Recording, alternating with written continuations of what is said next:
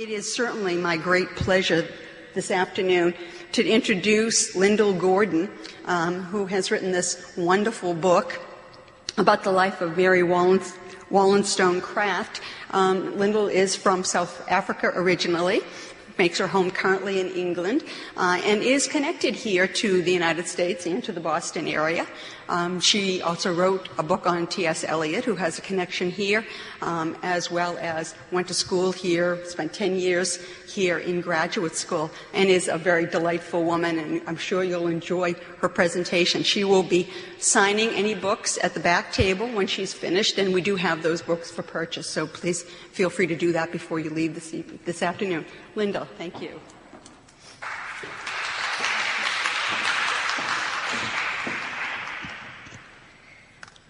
Mary Wollstonecraft thought of herself as a new kind of being who, in Virginia Woolf's phrase, cut to the quick of life.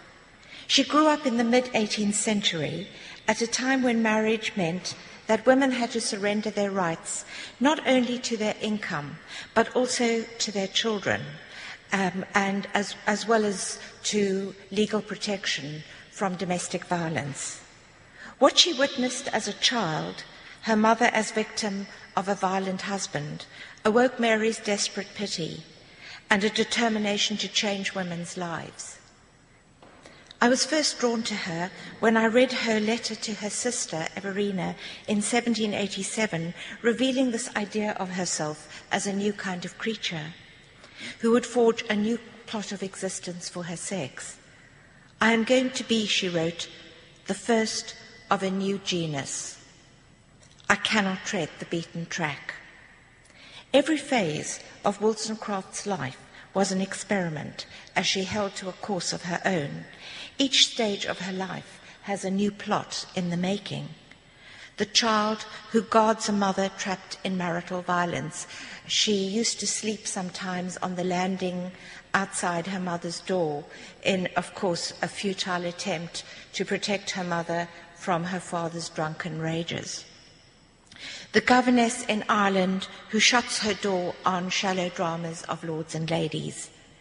Later, a revolutionary in Paris who shuns dramas of blood. And still later, a traveller, a woman traveller, who sails far north to Norway, off the map of the time, after a stolen cache of Bourbon silver.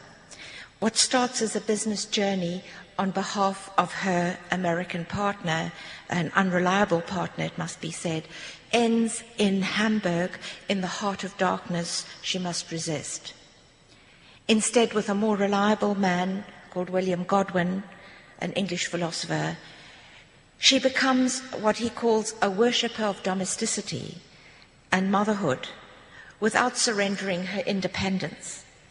When in the end she does marry, in her late 30s, she devises a new and more independent form of marriage that would not curtail the wife. In each phase, there's an endeavour to discover by experiment in her own life what lies buried in woman's nature. Virginia Woolf, doing the lectures that became her feminist treatise, A Room of One's Own, Virginia Woolf spoke of the great problem of the true nature of woman as a problem she herself couldn't solve. My attraction to Mary Wollstonecraft has less to do with the rights for which she's been famous for 200 years. Rights are now self-evident. But with her alertness to women's artifice, whatever deviates from women's true nature, in their susceptibility to constructs imposed upon them, the temptress, like Eve, the Madonna, the whore. Mary Wollstonecraft's sensitivity to female artifice and to the subjection of her female contemporaries to the mindless obedience required by the conduct books of the day. There were at that time no books particularly designed for women's education. In fact, Mary Wollstonecraft later put together the first of such books, a collection of readings designed for really intelligent young girls. But there were no books except what were called advice books or conduct books, which preached really, they were all written by men, and they preached obedience. And following this, there would be subjection to what was in England and before American independence in the colonies here, a draconian marriage contract called the Hardwicke Act of 1753. That draconian contract that deprived women of all rights, even to habeas corpus. I mean, her husband was allowed to beat them with a stick so long as it wasn't thick. This led to Mary to an independent life, as I said, at the margins of society. She abjured marriage, having seen such an unhappy example of marriage at home. And she abjured it for a long time. She married only, as I said, in her late 30s. And she abjured it in favour of a life based on meaningful work, the balm of friendship, female friendship, and compassion for the poor, for slaves, and the needy. Such a life, lived at the margins of society, an experimental life, was bound to bring suffering when she knocked up against the routine narratives women were expected to follow.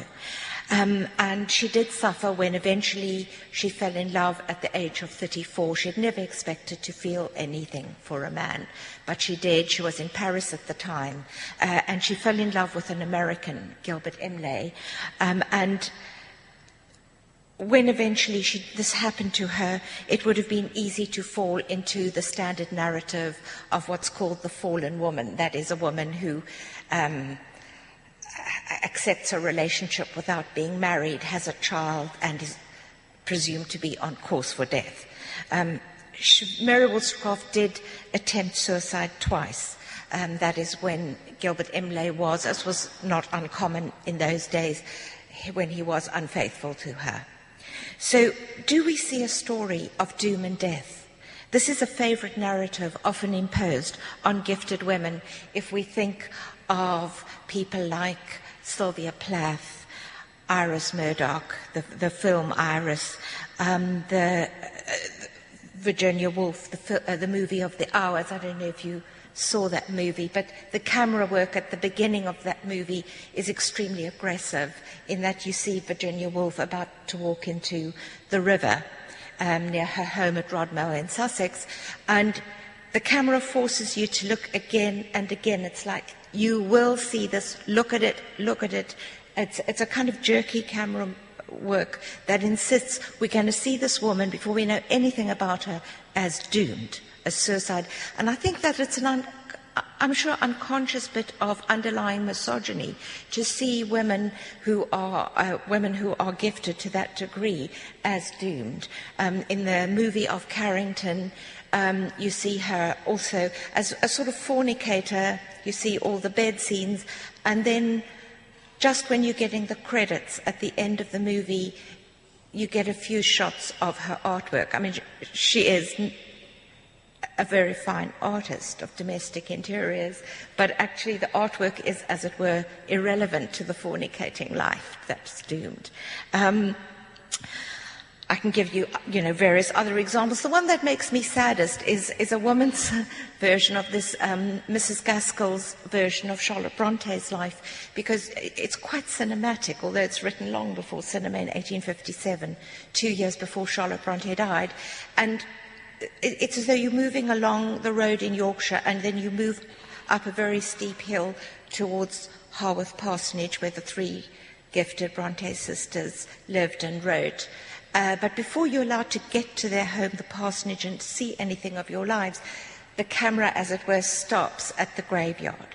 And you're forced to look at gravestone after gravestone. So what it's telling you is you're reading this biography by Mrs. Gaskell because of Charlotte Bronte's genius. But actually, what the first thing to be aware of is that she's doomed. It's the same sort of, to me, rather banal narrative that is often imposed on the lives of gifted women. Twice Mary Wollstonecraft came back from the brink of extinction. I mean, twice she made an attempt at suicide, as I said, when her partner was unfaithful.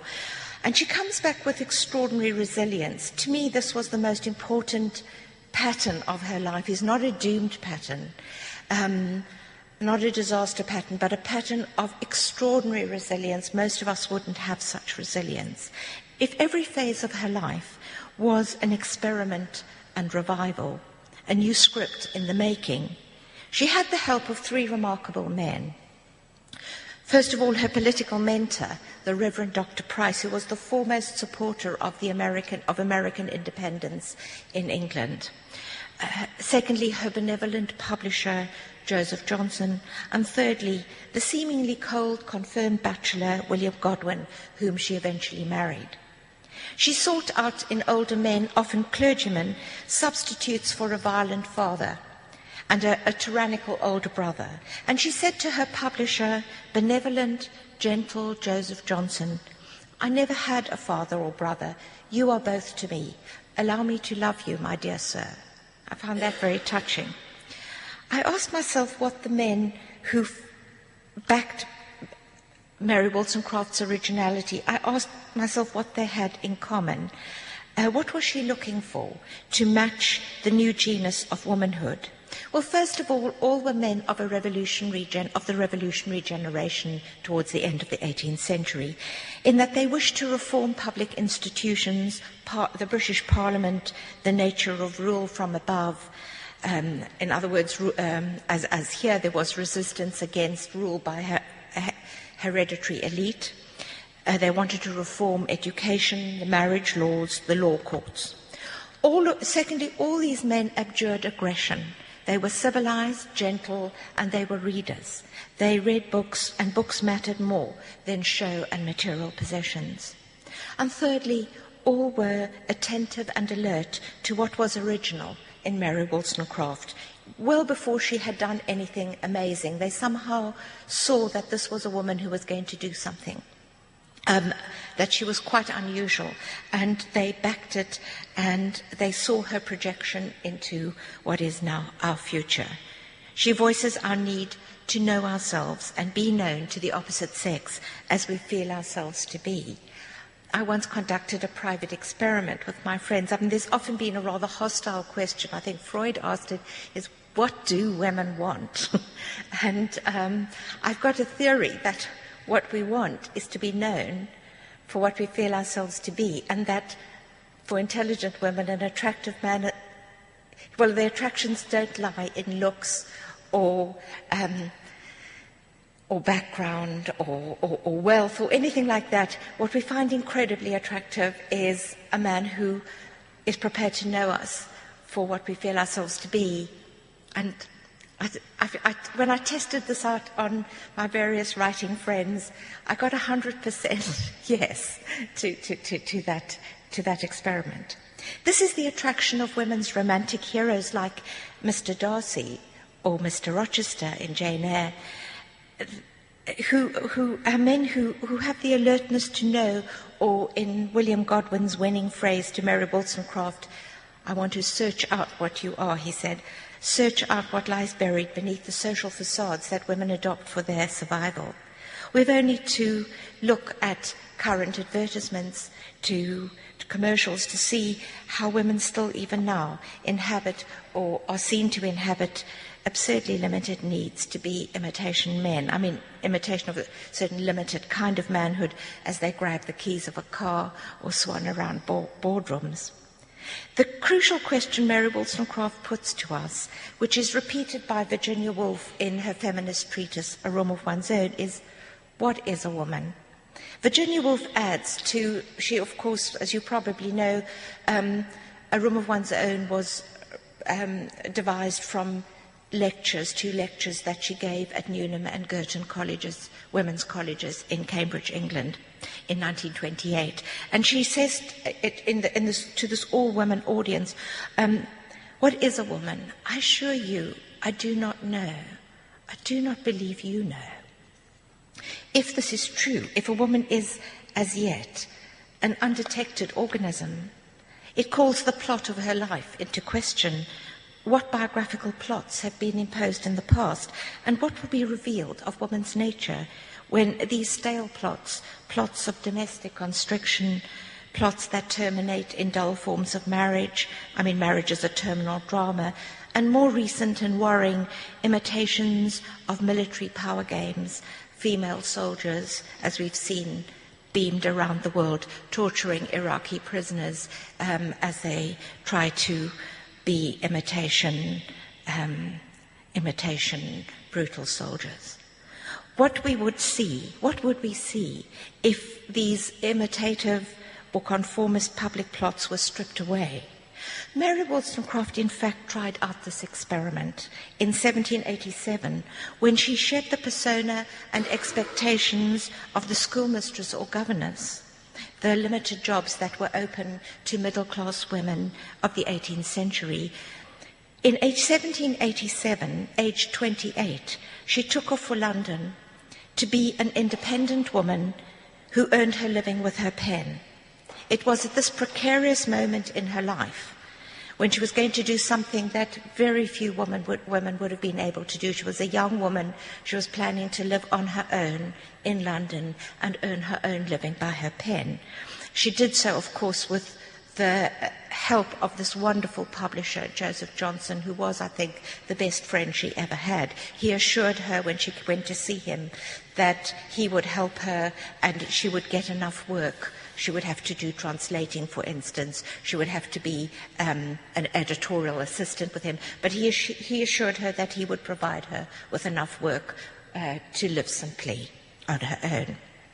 But it was at this precarious moment, when she wasn't sure if her new experimental life was going to work, that she identifies herself to her favourite sister, Everina, as a new genus, a new kind of creature. And it's this extraordinary self-image that propels my new biography, in which I'm proposing that she's more preoccupied with women's, quote, true nature, that phrase Virginia Woolf used, the great problem of women's true nature, that she's more concerned with women's true nature than with rights. A Wollstonecraft who leads less to the standard and, I think, limiting feminism of the 19th and 20th centuries than to the ongoing exploratory journey. I am not born to tread in the beaten track, Mary goes on to her sister Everina.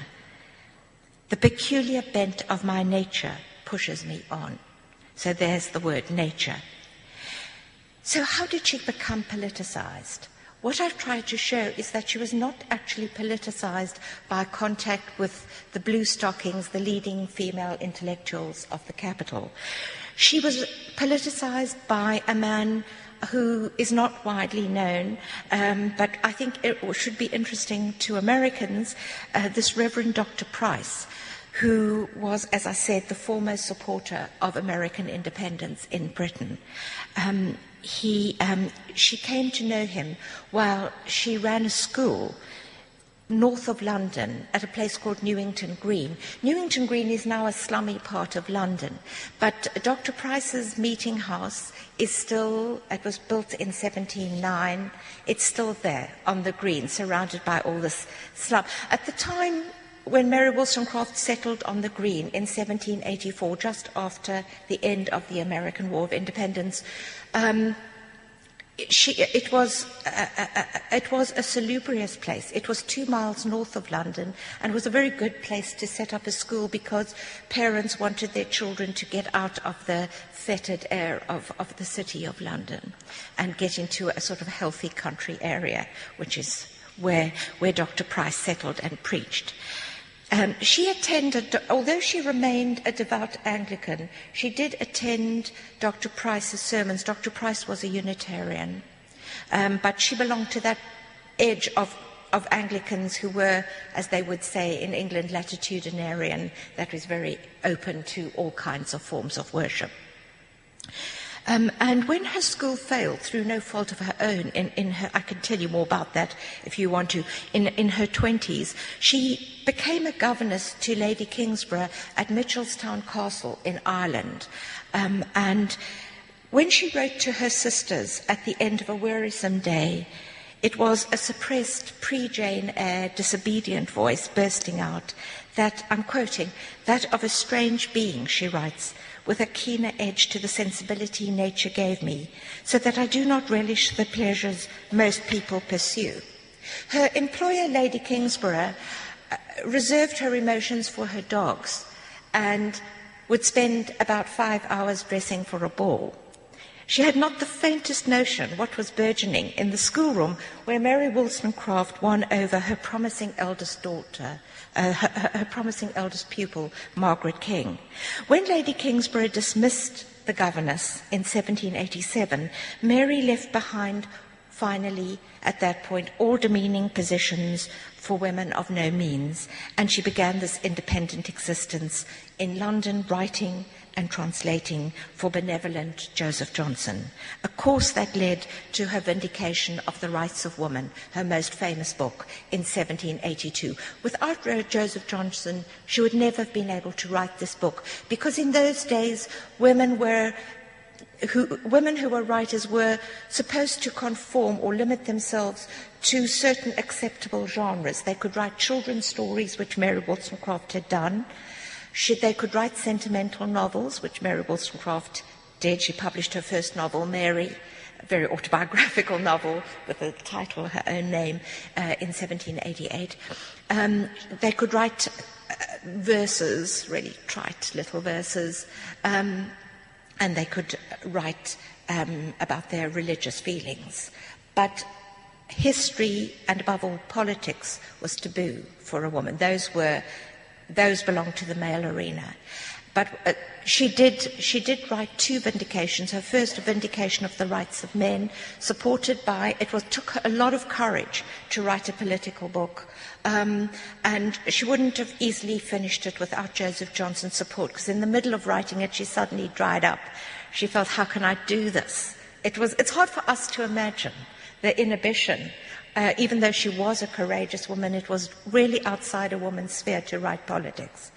But Joseph Johnson said, all right, if you don't want to write it. He was actually printing the sheets as she wrote them. And he says, I'll scrap what I've printed. You don't have to do this if you don't want to. And because he was so sweet and compliant, he actually was psychologically very astute, really. She thought, okay, I'll do it. And she did finish it, and it was published to some acclaim. And then she did the sequel on the vindication of the rights of women. It turned her into the most famous woman of her time in England and America.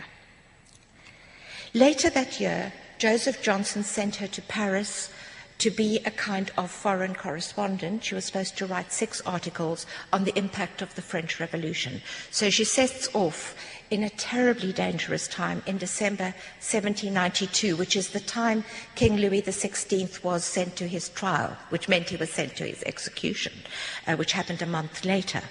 It was a bit naive of Mary Wollstonecraft and of Joseph Johnson to think she could function without much French, it may be said. When she landed in France, she had learned some French through translating, but when she heard actually spoken French, the flying sounds of that spoken language, she was absolutely bewildered. It was just impossible. The king was about to be guillotined, and I actually opened my book with that scene of why is this woman arriving, she's aged 33, she's still a young woman, arriving on her own, walking, travelling, took 3 days from Calais to Paris, travelling in that direction when all her fellow countrymen, British, were rushing in the opposite direction, realizing that the British were soon to be called enemy aliens, that England would soon, as a monarchy, declare war on France for executing its king. I mean, people were petrified in England that there'd be a similar outbreak. And so Mary Wollstonecraft was doing something really dangerous in going to Paris when she was going to be marked down as an enemy alien. But there she was, and I show that scene of her arriving, and she wrote a brilliant letter. She couldn't do the job of being a foreign correspondent. I mean, in Paris at that time, everyone was on the lookout for suspicious papers. She did try to write one article, and it exists, but she didn't publish it. It was too dangerous. But she did write this brilliant letter to Joseph Johnson to tell him how things really were. And she's alone in her room. And that morning she had seen the king carried to his trial. She'd actually seen it from the window. And she describes in a real close-up the scene where the streets of Paris were deserted. The people had been taken off the streets. She said she could feel the eyes behind the shutters.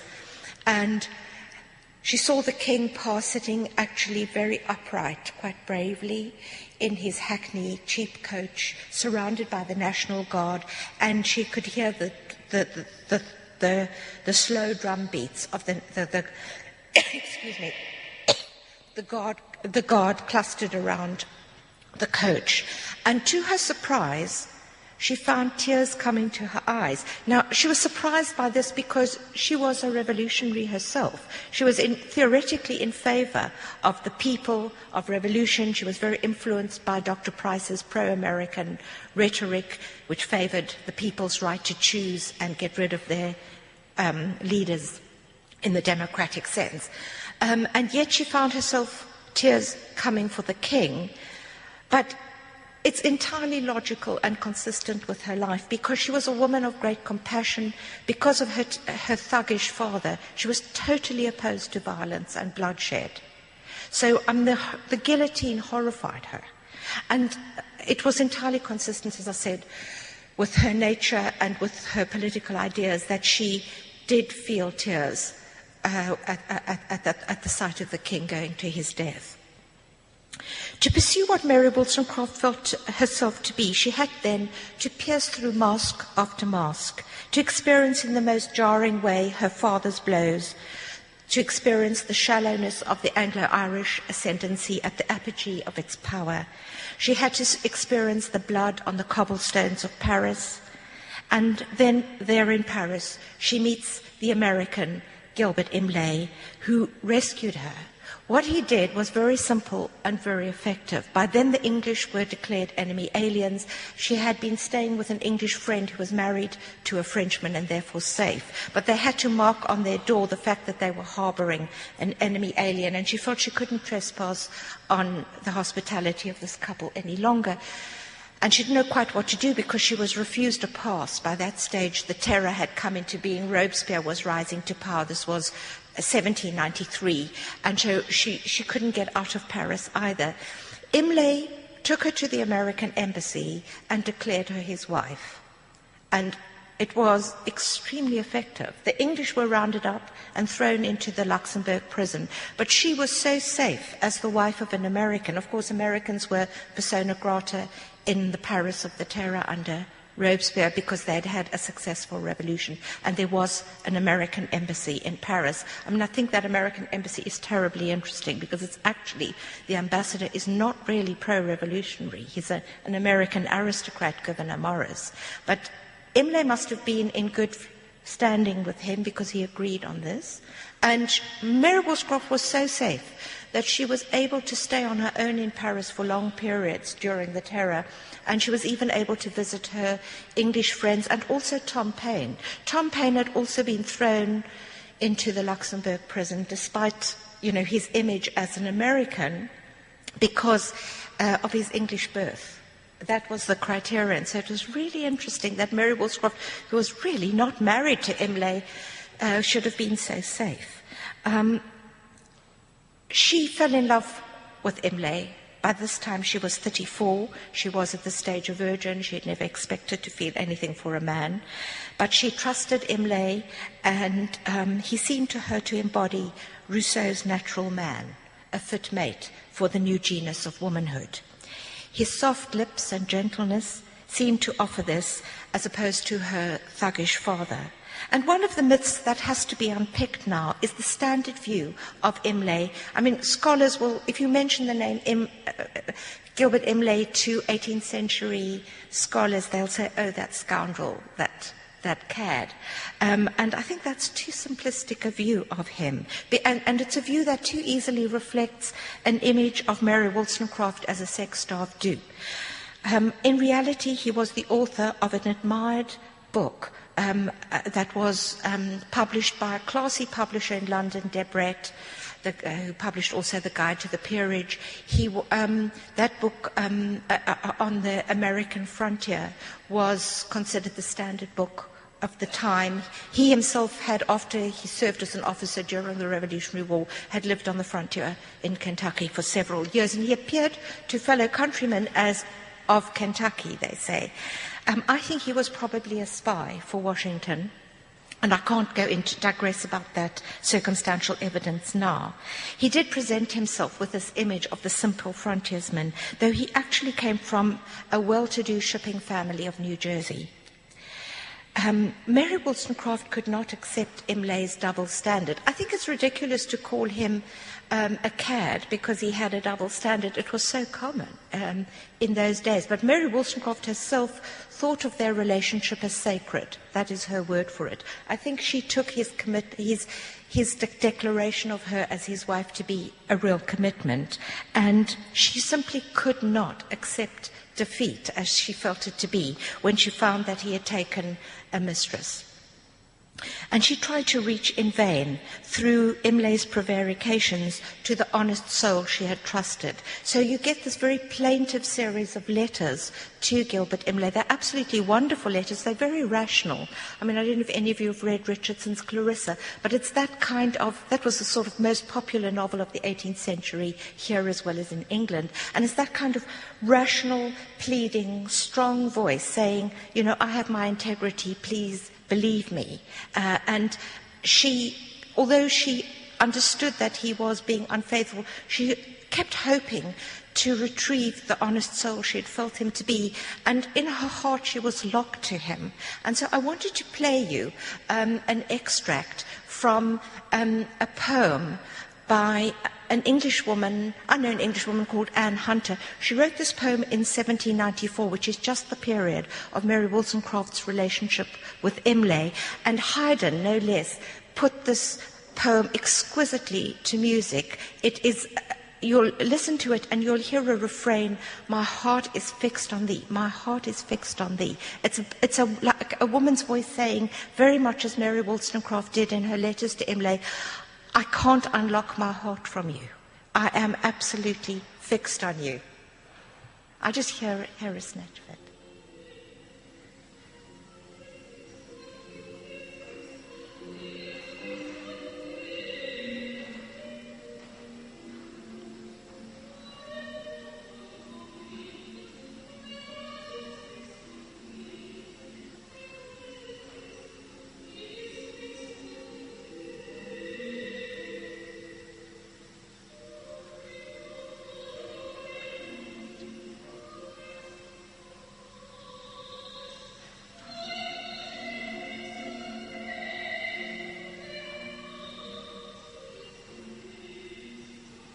Okay, that's fine. So my heart is fixed on thee. That's all she can say.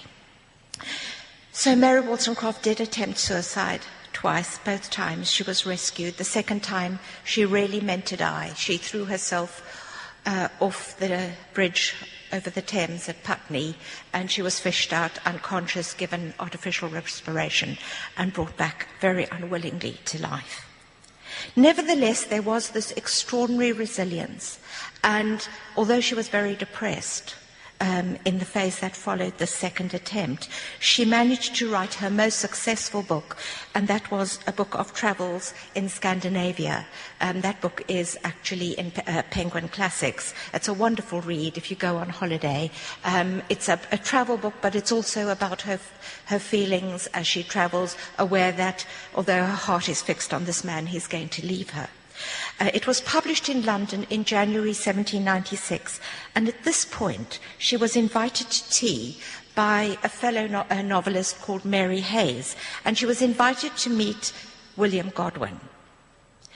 Godwin was, at this moment, at the height of his fame as a political philosopher. His book, Political Justice, published in 1793, was a cult book for two generations of political thinkers, including the Romantic poets Wordsworth, Coleridge, Byron, and particularly Shelley, who became a disciple later. All were admirers.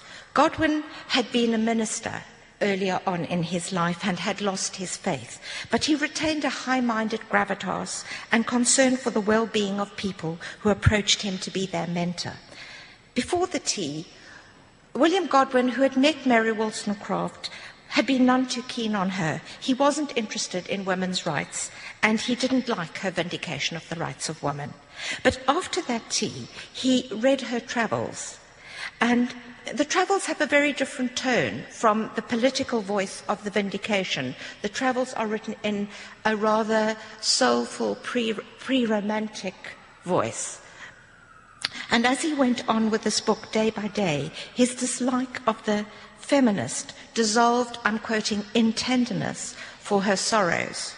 Perhaps, he wrote, there had never been a book of travels that so irresistibly seizes on the heart.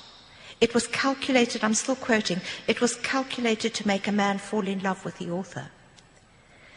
When soon after Mary came to him for advice, as many did, he responded with alacrity. They became friends, and after about 6 months, lovers. They lived nearby in London, close enough for up to 3 letters a day dropping through their doors.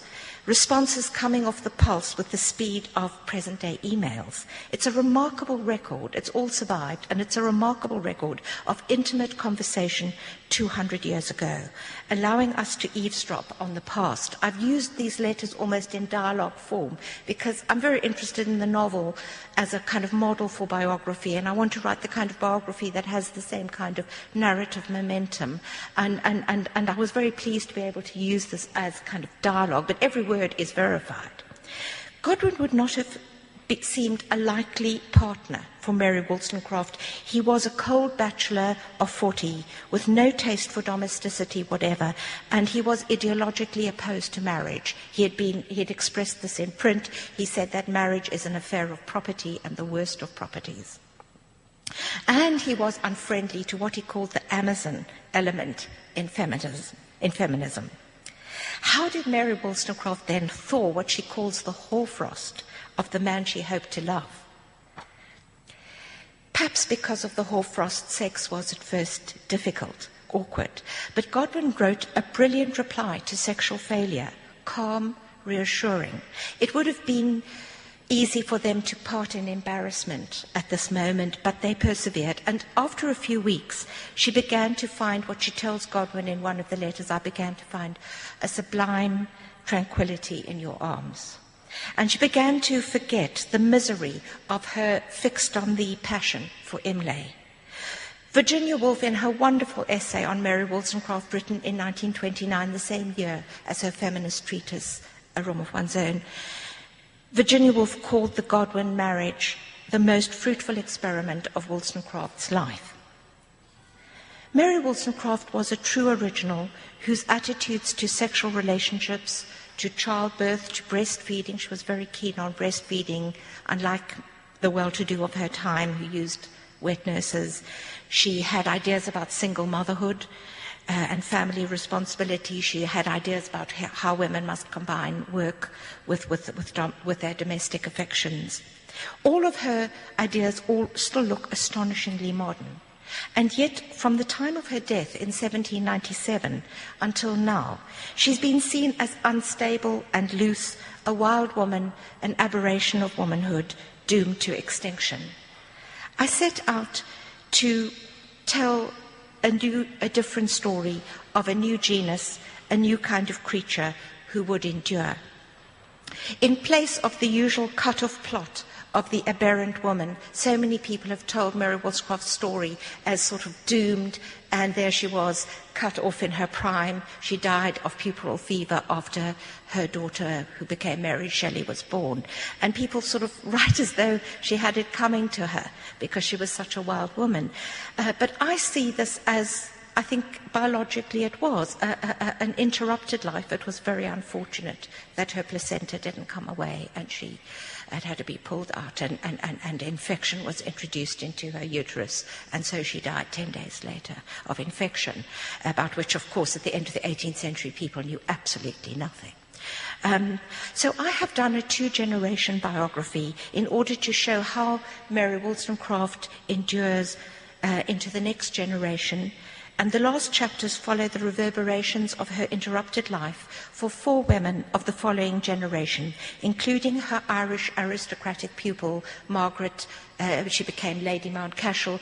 I can't tell you the story now, but it's a fascinating story of how she left her aristocratic life in Ireland and cross-dressed and went to medical lectures at the University of Jena. She was a most intrepid character, and she practiced medicine in the early years of the 19th century in Pisa with the help of a very distinguished surgeon of the time.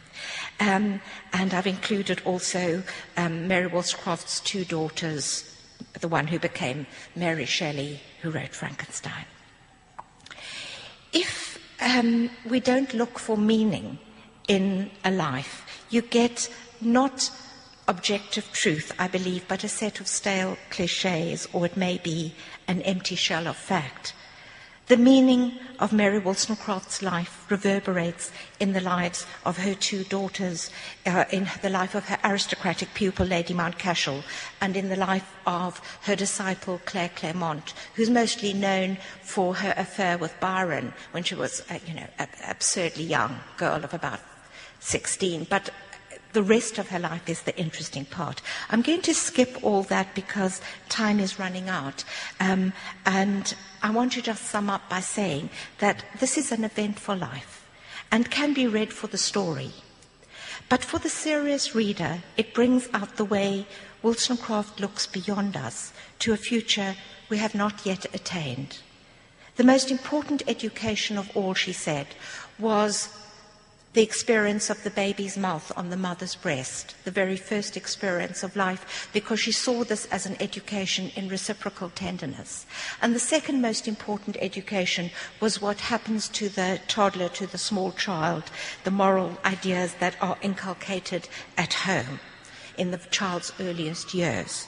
Home is central to her philosophy and her message. She insists on an education in what she calls the domestic affections, and she was dead against what in England are called public schools, which are actually private schools. In those days, boys would be sent away from home, the upper classes, to places like Eton. Mary Wollstonecraft actually spent some weeks at Eton and was totally opposed to what she saw, because she saw boys who were taken away from domestic affections and they were being really prepared, trained to be warriors and empire builders.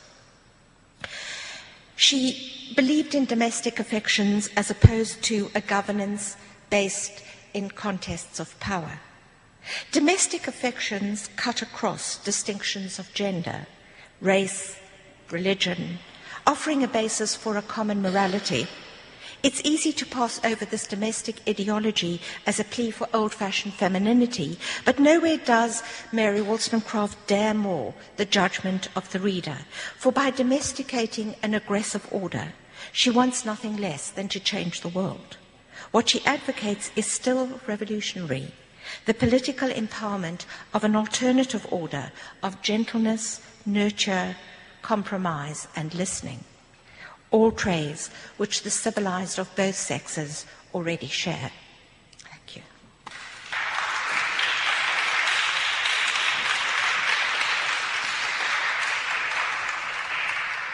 Ms. Gordon has agreed to take some questions, so if you have a question, you can just raise your hand and speak into the microphone so everybody will be able to hear that. I'd appreciate it. And nothing's too small or trivial to ask. I'm really happy to answer anything you might have in mind. Of course, it was a 3/4 of an hour talk, so I've skimped many areas of her life. And, if you'd like me to say more about anything, I really would. I realize I haven't said anything about the very nice topic that was assigned to me in the brochure you sent out. I thought that was but unfortunately I hadn't prepared on that. But I could say a few words about how somebody who isn't a genius came to be one. But if that's, I'm very happy to answer anything else you may want to ask. She was clearly, extraordinarily talented, and you spoke of the men later in her life who supported her and were influential. Yes. But is there anything in her childhood, or did she think there was anything that was influential in her developing the way she did? Yes, it's a good question. In fact, the very first biography of Mary Wollstonecraft is written by her husband, Godwin, after her death, when he was grieving very badly. He felt she was politicized much later. He didn't see anything, but he didn't actually know very much. He'd only known her in the last, say, 2 years of her life. I think that the most obvious thing I mentioned, which is the fact that her father was such a violent man, but she did have a craving for female friendship. The initial impulse came from her pity for her mother as her father's prime victim. She wasn't the prime victim because her father was a bully, and bullies actually tackle the weak. Her mother was weak, in this weak position, having married. She had no rights. Mary Wollstonecraft used to just think her father was stupid, when he was thrashing his children. And she was horrified by the sound of the dog's howls, when he turned on the dog. But she did then, because she decided very young not to marry, what was going to be her solace was going to be what she called improving a female friendship. She wanted to be improved, and that was the kind of word they used at the time. And she had a great friend, Fanny Blood, who was about 2 years older. And Fanny was an extraordinary young woman. She was the sole support of a big Irish family, and she was a professional botanical illustrator. They didn't actually sign their work, but it was published in a volume of very precise, biologically accurate paintings, watercolours, of the indigenous plants of London, which were then being classified sort of post-Linnaeus. So what Mary Wollstonecraft gives out is that Fanny improved her by being such a professional woman and being also very literate, and she excelled in all the art. She sang, she wrote well. Mary Wollstonecraft said her writing was more correct than her own writing, and she learned to writing as an art from Fanny. So there's both the negative and the positive.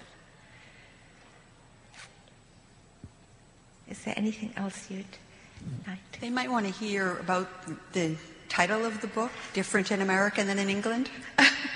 Yes, well, the title was the American edition was the title I'd always intended, Vindication. Now, the book was originated in England, means it actually was printed in England, and my English editor was very uneasy about this title because she felt it would provoke bad reviews. If you were so, there was something vehement and in your face about the word vindication, though it's actually an accurate title for the book because it both echoes Mary Wollstonecraft's political book, Vindication, and it's my vindication of her. The more I came to know her, the more I admired her. And I felt that the record had to be put right because she's so much appeared a wild woman. I think she was actually very rational. Doesn't mean to say she didn't have feelings, but she wasn't a wild woman. She was actually very committed in all her relationships. What happened is that my English editor insisted that we had to call it a blander title. It was accurate enough. She called it Mary Wollstonecraft, a new genus. That was a central thread in the book. But what she predicted didn't happen. The reviews were actually terrific in England. And so now I've persuaded my English editor to go back for the paperback that's coming out in January in England, to go back to Vindication. Now all is safe. But I must say that I said to my American editor, Terry Carton at HarperCollins, is Vindication too in your face? And she said, that's what we like. I'm just curious. I read one of your other biographies, that of T.S. Eliot, and I'm just curious as to the experience of writing about someone from the 18th century, and where you can't talk to anyone who knew them, or versus your research and writing about T.S. Eliot, where you could interview people directly. Yes, I did, of course, because Eliot only died, within my lifetime. He died in 1965. There were people around who did know him, and I actually did have lunch with Mrs. Eliot. I did glean a few things from people who knew him, and Mrs. Eliot said something that was always important to me. She said, think about Dickens, think about Bleak House, which was one of Eliot's favourite novels. And I mean, I did see, and particularly Dickens's last novel, Our Mutual Friend, which opens with a kind of almost methodology of the wasteland, where you get shots all over London, and particularly bodies of suicides floating in the Thames. It was very hard for people reading those opening scenes of Our Mutual Friend to see the kind of usual Dickensian narrative surfacing. I don't want to digress too much. I love talking about Dickens and Eliot, but that's an example of talking to somebody who said, think of Dickens. I hadn't thought of Dickens at that point, but once I did, I saw the connections with Eliot. I went to see Eliot's last Confessor. I mean, Eliot he was born a Boston Unitarian, into a prominent Boston Eliot family, and he converted to Anglicanism after he became an Englishman. He especially was interested in the very high Anglicanism. He was an Anglo-Catholic. So in some way he was reacting against his family background. He said he wanted something more strenuous, more Catholic than the very open-minded quality of Boston Unitarianism. But what I felt, I have to be honest, although I saw Eliot's last Confessor when I first went to England in 1973, I'd been a graduate student here, and I'd done my doctoral thesis on Eliot's early years, and that was my first book. And later I did a sequel, Eliot's New Life, and then put the two together in the book that's now available in paperback from Norton, An Imperfect Life. I have to say that I haven't found it so useful talking to people. I mean, I think that you learn much more about all lives from what people write, from letters, from their literary work. And I felt I knew Eliot better from his poems. When I published Eliot's early years, I did have adverse reviews as well as good ones because I was breaking the mold. I saw Eliot as a confessional poet.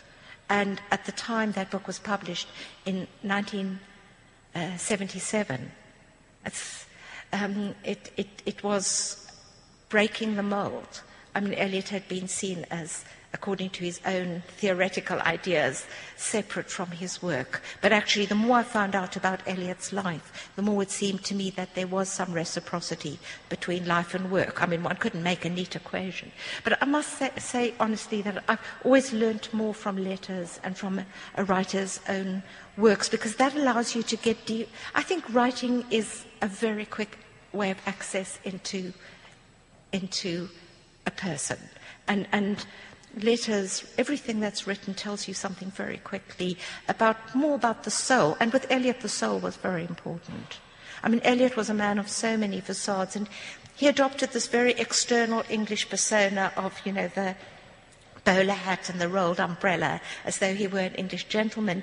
But I remember once lecturing on Eliot at the Cheltenham Festival in England, and Seamus Heaney was in the audience, and I had quite a hostile question about Eliot. I can't remember exactly what it was, but I remember saying, I really think Eliot was a Bostonian, and that his proprieties, his impeccability, went together with the traditions of introspection that come from New England. And I remember that happy moment when Seamus Heaney nodded to me from the back. I always saw Eliot as an American, which again was at the time not the way he was traditionally seen, because he gave off this facade of the English gentleman.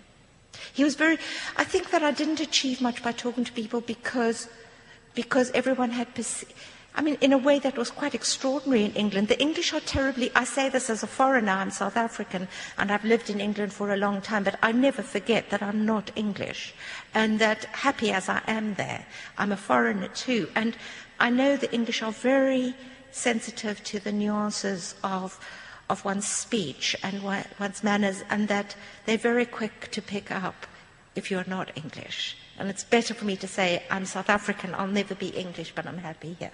And I think that what was extraordinary with Eliot, and tells us he must have been something of an actor, that he did actually come to appear English to the English. And they sort of forgot. I remember asking a canon of Christchurch when I first was in Oxford, who had known Canon Demant, who had known Eliot in church circles, what do you think about Eliot's American background? And he sort of looked at me as though, oh yes, he was American. But we forgot about that. So that's how it was. Well, thank you very much, and thank you very much for being here and for everybody today. Books are available at the back, and Ms. Gordon will be glad to sign them for you. Okay. Good afternoon.